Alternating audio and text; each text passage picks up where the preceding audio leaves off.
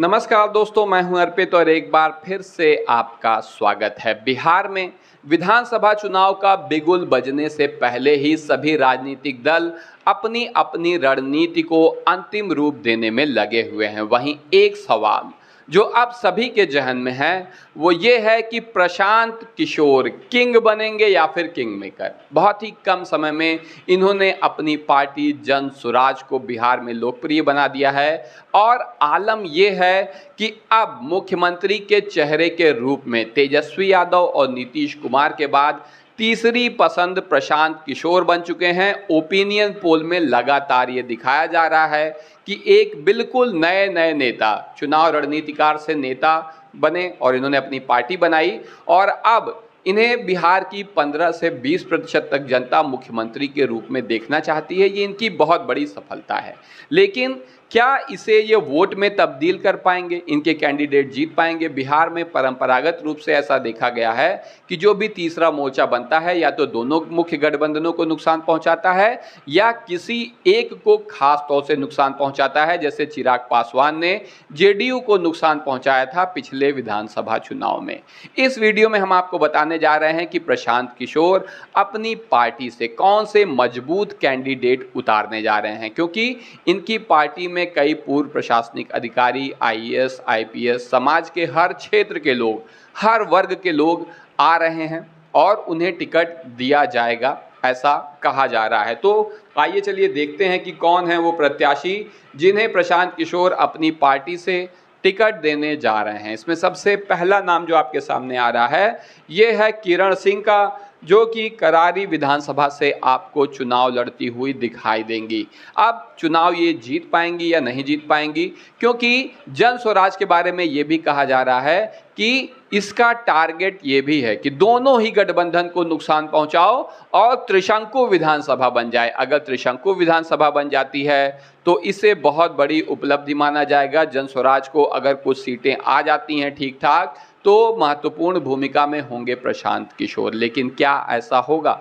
क्योंकि बिहार की राजनीति बहुत जटिल है पहले से ही और प्रशांत किशोर ने आकर इसे और भी ज़्यादा जटिल बना दिया है। आप देख सकते हैं अगला जो टिकट है, आप यहाँ देखिए, ये है मनोज कुमार सिंह, जो कि मधुबन विधानसभा से चुनाव लड़ते हुए दिखेंगे। क्या ये सिर्फ वोट काटने का काम करेंगे या फिर इससे बढ़कर चुनाव जीतने की भी क्षमता रखते हैं? क्योंकि एक बात जो लोगों के जहन में है और बार बार हमने भी पढ़ी और सुनी है कि प्रशांत किशोर जब अपनी पदयात्रा के दौर में थे तब वो ज़्यादा टारगेट कर रहे थे तेजस्वी यादव को, उनकी पढ़ाई लिखाई और अन्य चीज़ों पर भी सवाल उठाते थे। लेकिन जैसे ही चुनाव करीब आया उन्होंने सीधे टारगेट किया नीतीश कुमार और उनकी सरकार को। अब वो तेजस्वी यादव के बारे में बहुत कम ही बोलते हैं, ज़्यादातर हमलावर रहते हैं नीतीश कुमार, जेडीयू और भाजपा के ऊपर। तो ऐसे में अब दोनों ही गठबंधनों को ये नुकसान पहुंचाने तो जा रहे हैं। क्या ये खुद भी अच्छी संख्या में सीट जीत पाएंगे, ये देखने वाली बात होगी। अगले जो कैंडिडेट हैं इनका नाम है मनीष कश्यप, जो कि एक बहुत ही मशहूर यूट्यूबर हैं और आगे चल के इन्होंने भारतीय जनता पार्टी की सदस्यता भी ग्रहण करी वहाँ पर, लेकिन इनका अनुभव अच्छा नहीं रहा। पिछले दिनों आपने देखा होगा इनका एक वीडियो बहुत ही वायरल हुआ था, जब ये किसी हॉस्पिटल में वहाँ की अव्यवस्थाओं को उसको खोल रहे थे, दिखा रहे थे, उसके बारे में बता रहे थे, तो कुछ डॉक्टरों ने इनके ऊपर हमला कर दिया था, इन्हें पीटा गया था वहाँ पर, जो कि बहुत ही गलत बात है और कुछ भी कार्रवाई उन लोगों के ऊपर नहीं हुई। इनका मोह भंग हो गया। अब जन स्वराज के साथ है मनीष कश्यप। चटपटिया विधानसभा से आप इन्हें चुनाव लड़ते हुए देखेंगे। क्या मनीष कश्यप, देखो यूट्यूबर तो फेमस हैं, इसमें कोई दो राय नहीं है, लेकिन क्या चुनाव जीतने की क्षमता रखते हैं? इसके बारे में आपकी जो भी राय हो कमेंट करके ज़रूर बताइएगा। अगले कैंडिडेट आप देख रहे हैं परवेज मुशर्रफ। परवेज मुशर्रफ जो कि हाट विधानसभा से आपको चुनाव लड़ते हुए दिखाई देंगे। क्षेत्र में काफ़ी लगातार लोगों के बीच में पॉपुलर हैं, बने रहते हैं, लोकप्रिय हैं, इन सब चीज़ों में कोई संदेह नहीं है। और प्रशांत किशोर का खास टारगेट भी है मुस्लिम वर्ग के ऊपर। क्यों? यही वजह है तेजस्वी यादव को निशाना बनाने की कि ऐसे मुस्लिम, यहाँ तक कि यादव मतदाताओं को भी अपने पक्ष में लाना चाहते हैं जो तेजस्वी यादव के नेतृत्व से निराश हैं। लेकिन एक और समस्या है AIMIM, जो कि मुस्लिमों को अपनी ओर खींचने का काम कर रही है। तो क्या सीमांचल में कोई सफलता मिल पाएगी प्रशांत किशोर की पार्टी को? RJD और AIMIM के होते हुए मुस्लिम वोट अपने पक्ष में ला पाएंगे? आपकी जो भी राय हो इस बारे में बताइएगा। फिलहाल परवेज मुशर्रफ जो हैं, ये जोकीहाट विधानसभा से आपको चुनाव लड़ते हुए दिखाई देंगे। अगले हैं सुशील कुमार। सुशील कुमार रामगढ़ विधानसभा से चुनाव लड़ेंगे। तो ये तो रणनीति है महागठबंधन को लेकर कि जो पढ़े लिखे हैं और यादव मुस्लिम समाज से आते हैं, निराश हैं तेजस्वी यादव के नेतृत्व से, उन्हें अपनी ओर लाना है। और इसके अलावा भाजपा को तो ये भारी नुकसान पहुंचाएंगे, ऐसा मेरा मानना है। लेकिन खुद कितनी सीट जीत पाएंगे इसका हमें बहुत अंदाजा वाकई में नहीं है, किसी भी मीडिया हाउस को नहीं है। सच्चाई यही है, लोकल लोग ही इस बारे में कुछ बता सकते हैं, क्योंकि देखो जो सोशल मीडिया पर हवा होती है और जमीनी सच्चाई में अंतर होता है। इसीलिए हम बार बार आपसे आपकी राय पूछते हैं। तो रामगढ़ विधानसभा से सुशील कुमार चुनाव लड़ेंगे, जीत पाएंगे या नहीं, इनके बारे में आपकी जो भी राय हो कमेंट करके ज़रूर बताइए। अगले हैं मोहम्मद अमजद और बेलागंज विधानसभा से, इनका टिकट जनसुराज से कंफर्म है। आपने देखा होगा प्रशांत किशोर बार बार कहते हैं कि ये जो महागठबंधन के लोग हैं, कांग्रेस के लोग हैं, ये लोग बस भाजपा का डर दिखाकर मुस्लिमों का वोट ले लेते हैं, करते उनके लिए कुछ भी नहीं है। इस बात में कितनी सच्चाई है, आपको जो भी लगता हो कमेंट करके ज़रूर बताएं, खास तौर से अगर आप अल्पसंख्यक वर्ग से आते हैं तो, क्योंकि आपकी राय बहुत मायने रखती है। तो जनसुराज यहाँ पर मोहम्मद अमजद को बेलागंज विधानसभा से उतारने जा रही है। इसके बाद अगली हैं RCP सिंह की बेटी। RCP सिंह भी इस चुनाव में हिस्सा लेंगे जनसुराज की ही तरफ से, और इनकी बेटी हैं लता सिंह, जो कि लड़ेंगी अस्थवा विधानसभा से। तो RCP सिंह के बारे में हम अभी आपको आगे चल के बताते हैं। पहले देखिए आपके सामने है रितेश पांडे, जो कि भोजपुरी उसके सिंगर हैं, इंडस्ट्री के काफ़ी लोकप्रिय सिंगर हैं। कई इन्होंने अच्छे गाने गाए हैं जो कि भारत के भी अलग अलग हिस्सों में सुने जाते हैं। इसके अलावा आपको ये भी बता दें कि इन्होंने जनसुराज के लिए भी एक गाना गाया है जो कि काफ़ी ट्रेंड कर रहा है। तो ऐसे में इनका टिकट भी कंफर्म है और ये आपको करघर विधानसभा से चुनाव लड़ते हुए दिखाई देंगे। लेकिन चुनाव जीत पाएंगे या नहीं, अपनी राय आप कमेंट करके ज़रूर बताएं। इसके बाद जो नाम आ रहा है ये है अक्षरा सिंह का। अक्षरा सिंह भोजपुरी सुपरस्टार हैं, हालांकि अब इनका सुपरस्टार का दर्जा थोड़ा धुंधला पड़ गया है। पवन सिंह के साथ इन्होंने बहुत सारी फिल्में की थी, लेकिन अब शायद इन लोगों की अनबन हो गई है। और अक्षरा सिंह के बारे में कहा जा रहा है कि ये चुनाव लड़ने जा रही हैं। वैसे भी ये जुड़ी भी थी जनसुराज पार्टी से, आप देख सकते हैं पीछे जनसुराज का पोस्टर भी लगा हुआ है, पीले कपड़ों में है जो कि जनसुराज का रंग है, वैसा गमछा टाइप इन्होंने पहना हुआ है।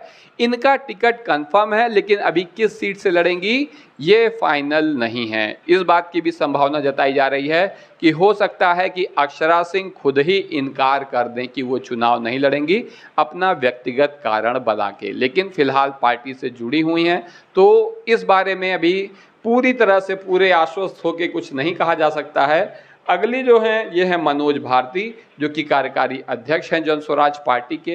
इनके बारे में आपको बता दें कि बुद्धिजीवी वर्ग का इन्हें माना जाता है बिहार में, और जैसा कि आरोप लगता है जनसुराज पे कि वो निचले तबके के लोगों के लिए क्या करते हैं। हालांकि ये बहुत हाई प्रोफाइल हैं, लेकिन जिस समाज से आते हैं वो फिलहाल थोड़ा पीछे हो गया है हमारे इतिहास में, जिस तरीके की चीज़ें हुई उसकी वजह से। और इनके बारे में पहले कहा जा रहा था कि ये चुनाव नहीं लड़ेंगे, लेकिन अब इन्हें भी मैदान में उतारे जाने की योजना बन रही है। किस सीट से लड़ेंगे अभी कंफर्म नहीं है। और मनोज भारती काफ़ी पसंद किए जाते हैं, लेकिन ज़मीन से जुड़े हुए व्यक्ति नहीं हैं। तो चुनाव जीतेंगे या नहीं, अपनी राय आप कमेंट करके बता सकते हैं। अगले हैं पिंटू कुमार गुप्ता, जो कि नाथनगर विधानसभा से आप इन्हें चुनाव लड़ते हुए देखेंगे। ये स्क्रीन पर आपके सामने हैं। और चुनाव जीत पाएंगे या नहीं, क्योंकि नाथनगर विधानसभा अब जो चुनाव हो रहे हैं खाली बिहार में ही नहीं, आपने यूपी में या भारत के अन्य हिस्सों में भी देखा होगा, वो दो ध्रुवीय हो रहे हैं। लोग या तो महागठबंधन के साथ होंगे बिहार में, या फिर NDA गठबंधन के साथ होंगे। इन सब के बीच कितनी जगह बना पाएंगे ये प्रत्याशी जो कि जनसुराज से आ रहे हैं और खुद प्रशांत किशोर, क्या केवल अलग अलग पार्टियों को नुकसान पहुंचाने का काम करेंगे, वोट काट के या फिर खुद भी जीतने की क्षमता रखते हैं, ये आप अपने कमेंट में ज़रूर बताइएगा, क्योंकि ये वो सवाल है जो इस समय पूरे देश में पूछा जा रहा है, खाली बिहार में नहीं। अगली है चेतना झांप, जो कि समस्तीपुर विधानसभा से जन स्वराज के टिकट पर चुनाव लड़ते हुए दिखेंगी। इनका टिकट 100% कन्फर्म है और इन्होंने प्रचार अभियान भी शुरू कर दिया है। तो चुनाव जीत पाएंगी या नहीं? महागठबंधन और एनडीए गठबंधन के बीच से चुनाव जीतना आसान काम नहीं होगा। क्या चुनाव जीतने की क्षमता रखती हैं? अपनी राय कमेंट करके ज़रूर बताइएगा। और जैसा मैंने बताया था, लता सिंह जो कि आरसीपी सिंह की बेटी हैं, वो चुनाव लड़ेंगी और खुद आरसीपी सिंह भी चुनाव लड़ेंगे जन स्वराज पार्टी से। आरसीपी सिंह के बारे में आपको बता दें कि ये पहले जेडीयू से जुड़े रहे हैं, नीतीश कुमार के बहुत ही करीबी थे, लेकिन बाद में इनके ऊपर पार्टी तोड़ने का आरोप लगा। उसके पहले प्रशासनिक अधिकारी रह चुके हैं और उसके बाद ये राज्यसभा के सदस्य भी रह चुके हैं। तो नीतीश कुमार से मनमुटाव होने के बाद इन्होंने जेडीयू छोड़ दी और अब आप देख सकते हैं कि जन स्वराज और प्रशांत किशोर के साथ हैं और चुनावी मैदान में उतरने की तैयारी कर रहे हैं। किस सीट से चुनाव लड़ेंगे, आपकी जो भी राय हो, क्योंकि अभी इनकी सीट के बारे में पता नहीं है, और चुनाव जीतने की क्षमता रखते हैं या नहीं, ये भी आप बताइएगा। अगले प्रत्याशी आप देख सकते हैं जितेंद्र पासवान हैं, जो कि इमामगंज विधानसभा से चुनाव लड़ेंगे। 100% कन्फर्म है, तैयारी इन्होंने शुरू कर दी है। क्या चिराग पासवान के समर्थकों को भी ये प्रभावित कर पाएंगे, अपने पक्ष में ला पाएंगे? इस बारे में भी ज़रूर बताइएगा, क्योंकि चिराग पासवान चौथे नंबर पर पहुंच गए हैं पसंदीदा मुख्यमंत्री के चेहरे के रूप में। पहले तीसरे नंबर पर थे, लेकिन प्रशांत किशोर ने उन्हें पीछे कर दिया है। तो अब आपकी इस पूरे मामले में जो भी राय हो, खासतौर से प्रशांत किशोर और जन स्वराज के बारे में आप जो भी कहना चाहते हो, किंग बनेंगे, किंग मेकर बनेंगे, या फिर कुछ भी नहीं बनेंगे, सारी जो हवाबाजी है वो सोशल मीडिया पर है, ज़मीन पर कुछ भी नहीं है। रैली में निश्चित रूप से भीड़ आ रही है, लेकिन वो भीड़ बुलाई गई है या अपने मन से आ रही है? आपकी जो भी राय हो कमेंट करके ज़रूर बताइए। वीडियो को लाइक करिए, चैनल को सब्सक्राइब करिए और अपने दोस्तों के साथ शेयर करना ना भूलिए। धन्यवाद।